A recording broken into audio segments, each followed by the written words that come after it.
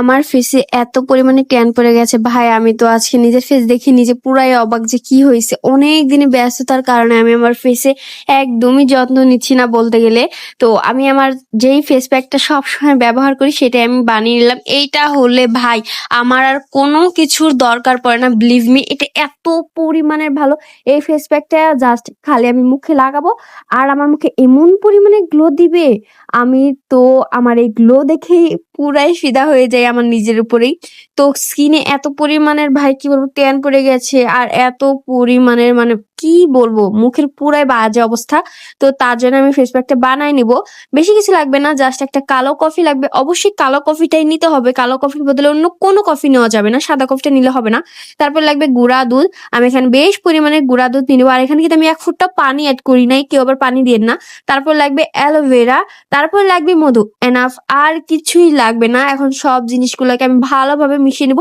এই অ্যালোভেরা আর এই মধুর সাহায্যেই আমার একদম প্যাকটা রেডি হয়ে যাবে। আমার এখানে 1 ফুটটাও পানি দেওয়া লাগবে না, আপনারা তো দেখতেই পারতেছেন কত সুন্দরভাবে মিশে যাচ্ছে। এখানে চাইলে আপনারা চিনি অ্যাড করতে পারেন মধুর বদলে, কোনো সমস্যা নাই।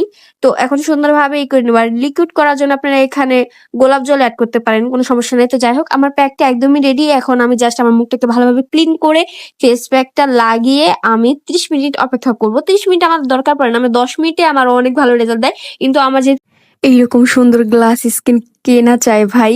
আমার ফেসটা এত বেশি সুন্দর থাকার কারণ হচ্ছে এই ফেস প্যাকটা, যেটা আমি রেগুলার ব্যবহার করি।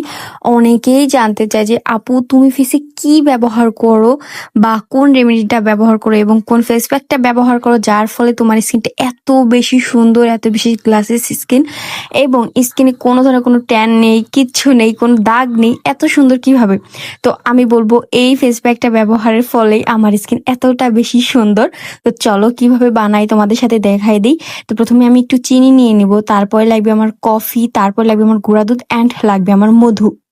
তোমরা চিনির পরিমাণটা একটু কম দিবা, আমার চিনিটা একটু বেশি হয়ে গেছিল, ওটা কোনো বিষয় না। তারপরে আমি এখানে গুঁড়া দুধটা নিয়ে নিব আর মধু নিয়ে নিব, অ্যান্ড একটু লিকুইড করার জন্য আমি এখানে একটু গোলাপ জল অ্যাড করেছিলাম।